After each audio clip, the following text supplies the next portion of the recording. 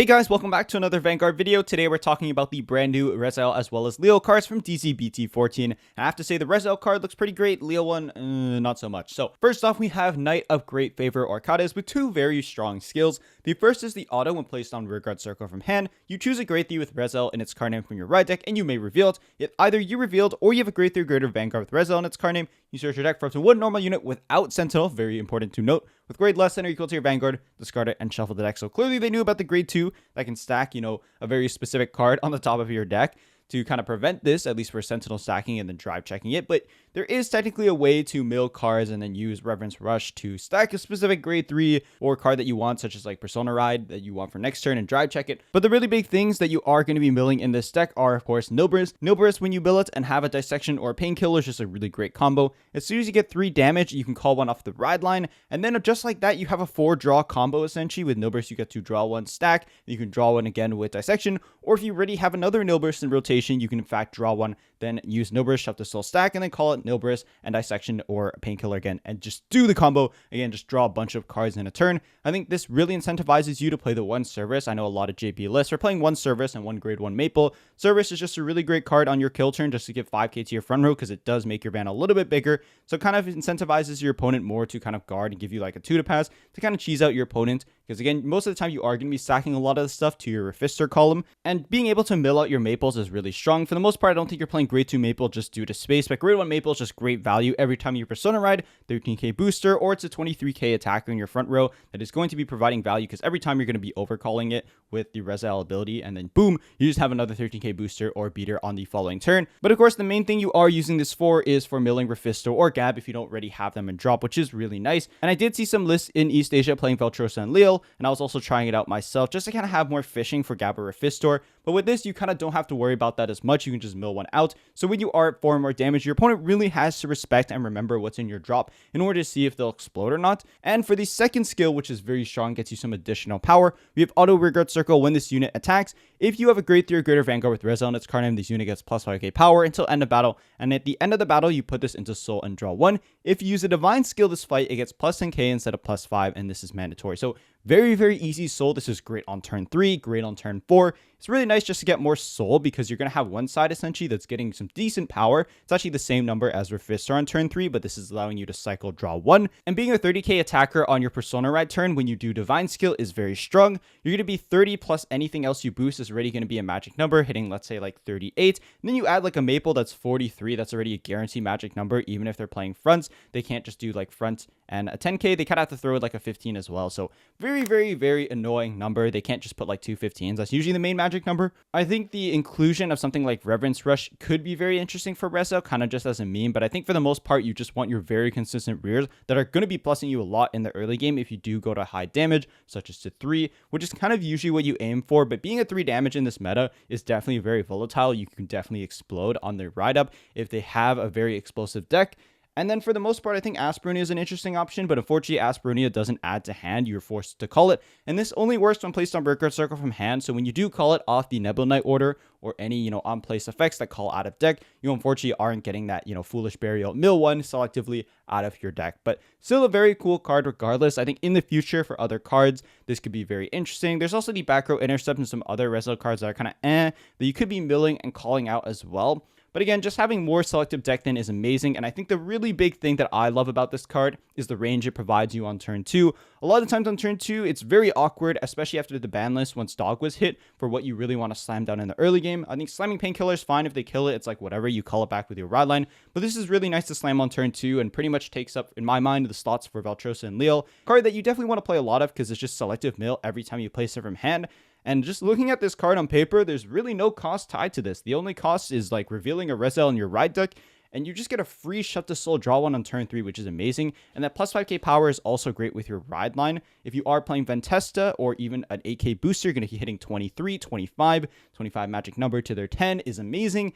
And then, of course, if you Divine Skill, pop it early just to rush down your opponent if you had enough crits, or if you got them to 4 more damage. It's just really great to close out the game because it's going to be plus 10k. and it checks your Vanguard, not your opponent's Vanguard as well. So you don't really care what your opponent is doing or what grade they're at. You can kind of just explode them. So they really do have to respect and kind of play a little bit of a mind game if they do want to give you that 4 damage, because when you ride up, you can easily mill out Gab and have that set up thanks to Orcades. So I think you can definitely take Gab and Refister and put them to do copies, because you can kind of think of this card as an extra copies of them, because you can selectively mill them out of deck. And if those cards are already milled, like you found them in Mulligan and pitch them, you can instead mill out your really great pieces to set out your combos for turn 3, such as Nilbris or maybe Cerberus for the late game, or even your grade 1 Maple. So honestly, just an amazing card. I do think if Blang is really popular, specifically Dark States Blang, of course, because that is what is binding your board, then maybe you will want a few more copies, maybe, 3 Chicken, 2 Gab. 2 Gab is pretty much what we've had for the very, very long time. Refister, I've seen kind of change between 3 and 2 copies, maybe 4 copies, but I think now with this, really, you can get away with 2.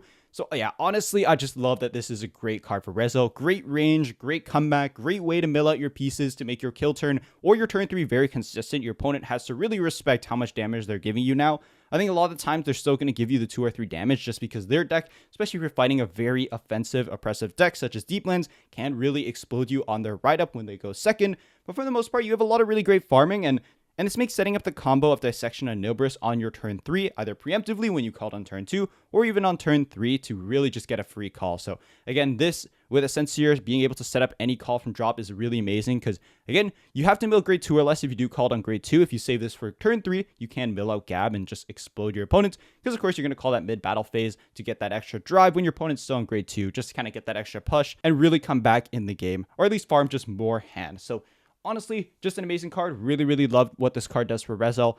Really had a lot to yap about, but I think this card offers a lot for the deck, and I'm really, really happy with how it turned out. The next card to talk about is Patafaction Angel. We have the auto rearguard circle. When they attack, this unit boosted hits a Vanguard, so it is an on-hit skill. Very kind of similar to Wingo Brave, but you have a lot less targets, at least the V version. You choose a grade 3 with Rezael in its card name from your ride deck, and you may reveal it. If either you reveal it or you have a grade 3 greater Vanguard with Rezael, you look at the top 7 cards of your deck, choose up to 1 card with Mythics in its card name, and this is basically only Refister. Reveal it, put it into your hand, and shuffle the deck. If you did add a card, you put it into Soul. For the most part, I think in the early game, you would rather have Soul just to set up for turn 3 behind Vanguard. But I think this is really cool because you can just kind of leave this behind Vanguard, either going first or second, kind of just have that on-hit pressure for a few turns, kind of just a fish for the Mythics. I don't think you really need this because it honestly conflicts with the new card, the Foolish Burial we just took a look at, the Knight of Great Favor Orcades. That is going to be selectively milling Refister anyway, so I don't think you need this card at all. But it is kind of cool that they are exploring more on hit options, at least for some more popular decks. So I kind of appreciate the design here, but I highly doubt you have any space to play this. You just have really too many good cards that you have to play, as well as NKO in Rezael right now. Alright, last but not least, we have the Liael cards, and man, these are an absolute headache. So these are for Keter Sanctuary Liael, obviously. So Animus, Amorta, as well as Draconis. Animus and Amorta are kind of their own deck if you want to kind of take second and do that kind of build. And then Draconis is like its own standalone deck. Those are the kind of 2 builds I'm distinguishing. Anyways, we have Knight of Virtue, Andrivate. So auto, when this card is discarded from hand during your turn, you choose a grade 3 with Liael in its card name from your ride deck, and you may reveal it. If either you reveal it or you have a grade 3 or greater Vanguard with Liael in its card name, you look at the top 5 cards of your deck, choose up to 1 card from among them, discard it, and shuffle the deck. So amazing pitch fodder for your ride deck or for Vanguard skill in order to just selectively mill one from the top 5, which is amazing. And then it has a drop effect, but this drop effect is very, very confusing. You have the auto and drop at the start of your main phase. If you have a grade 3 or greater Vanguard with Liael in its card name, you cost Energy Blast 3. Yeah, you heard that right. Call this card to rearguard circle, and if your opponent's Vanguard is grade 3 or greater, this unit gets plus 5k power until end of turn. So the first skill is amazing for Liael, but the second skill is kind of conflicting. I think in Amorta, it's alright, but like, it's not that Amorta really needed this. It's kind of a very strange effect. But they really have to be careful with their deck space, especially with the new grade 2 Dual Nation that we know is going to be amazing in the deck regardless, as well as all your other great 2s and 1s that you kind of have to fit into the deck. But anyways, the auto drop effect is so awkward. I don't know why they made it Energy Blast 3, because in Draconis going first, you never really want to use this. Like, sure, you can Almov, but the whole point of Almov is that you can carry over the energy for the extra turn in order to EB4 for Draconis. So really, you're never going to use this unless you maybe go second and open Almov, because then you're at 10 energy. But yeah, this card is super, super strange. I'm not sure what they're really going for. It feels like this was designed for Draconis, but at the same time, it doesn't seem like it's really amazing in Draconis or Amorta. And it doesn't really get you soul like the rare we're going to take a look at next. So it is a double rare. It is the higher rarity. It seems like it's something you want to push because you pitch, you get your selectively decked in every single time you pitch it. Pretty much, unless you choose, not to mill something like you see 5 triggers off the top. Yeah, this card is just very bizarre. It feels like they were trying to support both decks at once, but it really feels mid for both. Like, it's really not doing much. Selectively deck thinning every time you pitch it is amazing, but you don't really have a way to loop this back from drop into your hand, which I was just what I thought the like auto and drop or like start of ride phase effect would be. But no, it's just like a really weird 13k combine rusher in your drop at the start of your main phase, but it uses energy blast 3, which is really costly for Draconis. You're pretty much never going to want to use that second skill unless you went second or saw like a bunch of Almovs, but a lot of lists are on like 2 or 3 or very low amount of Almovs now, just to fit Kikyo and of course the new donation we're getting in DZ-BT14. And for Amorta, I don't think you really want to play this either. It's just really weird in terms of deck space. It's not getting you more soul, which is what you really want in that deck, especially because you don't have access to Kikyo. And it's just really strange. Like, it's really just 13k booster on your board, but you have decent boosters and you have NKO to call out things anyways. So just a really weird card that I'm not really sure why this was made for Liael. So now for the last card, which is a rare, which I think looks honestly a lot better than the double rare, and honestly both of the Liael decks. So we have Grisun Upashchili, which is just a really cool name for just an owl. We have auto when placed on rearguard circle during your turn or discarded from hand during your turn. So these abilities go off whether you slam it on turn 1 or if you pitch it for riding up. You choose a grade 3 with Liael and its card name from your ride deck and you may reveal it. If either you revealed or you have a grade 3 Greater Vanguard with Liael and its card name, so of course it does work for Draconis and Amorta, you look at the top 2 cards of your deck, you choose up to 1 card from among them, you either put it into soul or discard it, so selective mill, or you get a free soul. Then you put the rest on the bottom of your deck in any order, and this matters because, of course, Amorta and Draconis are going to shuffle during the battle phase. So if you do put up a trigger, let's say like OT or crit or heal, whatever you want to still see in your deck, it's going to be shuffled anyway, so not too much of a problem. Then if your opponent's Vanguard is grade 3 or greater, you choose one of your Vanguards and it gets plus like a power until end of turn. So honestly, the ability is really great. Like, you have great range with this card, slamming it or ditching it during your turn. It's really weird that that plus 5k is tied to your opponent's Vanguard, but I guess they don't want Draconis being 18 while your opponent's on grade 2, because then they can't like drop you front and give you a 2 to pass, or give you like front 10k shield, be like 40k to your 18 and save 3 to pass. So I guess that's their way of kind of balancing Draconis going first is kind of like the thought process in my head. But really, this card reads better than the double rare. Like, it gets you soul, selectively deck thins, filters your deck faster as well, and you can just slam this and not really care if it dies. Like, if it dies, it dies. Free soul in the early game, on top of your new grade 2 dual nation as well. So, Liael mains, let me know what you think of these cards. I think the owl just reads a lot better for both decks, honestly, than the card we just took a look at.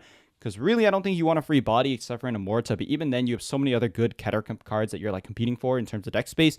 But yeah, this card giving plus 5k to Draconis is pretty big. Draconis getting an extra 5 being an 18 before you have to boost with something, because a lot of times you want to keep Dissection to Soul Blast 2 countercharge and have a 15k booster after you Divine Skill or something else. So yeah, having Vanguard get power before you really have to swing or, have to play like some other awkward card to give it power is really nice, because you're just going to slam this on rear circle anyways or pitch it for Draconis's cost. And then just like that, you get a free plus 5 to Van, which is so nice. And if this does go off multiple times, your Van can become 23. Let's say you pitch it for riding up and you pitch it again from hand. So yeah, this card just reads better in my head. Like, let me know, Liael mains, if I'm wrong about this. That's just how I feel about this card compared to the double rare.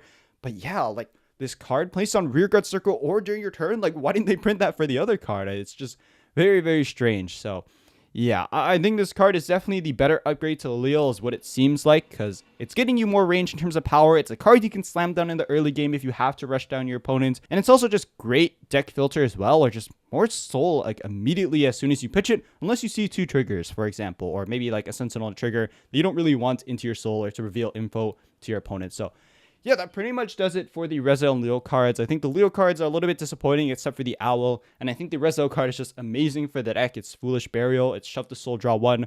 Pretty much everything I wanted for Rezael. It just selectively mills, it gets you more soul as well, and just draw as well. Like, I just love drawing more cards of Rezael. Deck already draws a bunch, draws even more now, which is even great. And, another card I can slam on turn 2. But next week is Nirvana. We finally have the new name for Nirvana. It's Chakrabarthi Deity Dragon Nirvana Bhagavan. man, the name is already grand enough, but we also have a new Rideline and support cards. The new Rideline is a really big deal because I was so done with Jiva's Rideline with Ryu whiffing the Prayer Dragons at the top 7. A lot harder now that you have Trickstar and Sundi counting as a Prayer Dragon, but I'm really excited to see what this does because I think with the ban list, a lot of people were picking up Jiva more, especially in East Asia as well. That's been a really big trend. So I think with the Legendary Vanguards, the deck will look really, really good going into that meta as well. So I'm really, really excited to see the full deck, and I definitely want to make proxies for this and play test it as well because I've been waiting for this, and I hope this will be a big upgrade for Mahar as well because turn 3, it is a grade 3 as we can see from the slide, gives it a lot more to do when it goes first. Second, you do want to ride skip with Amelia still.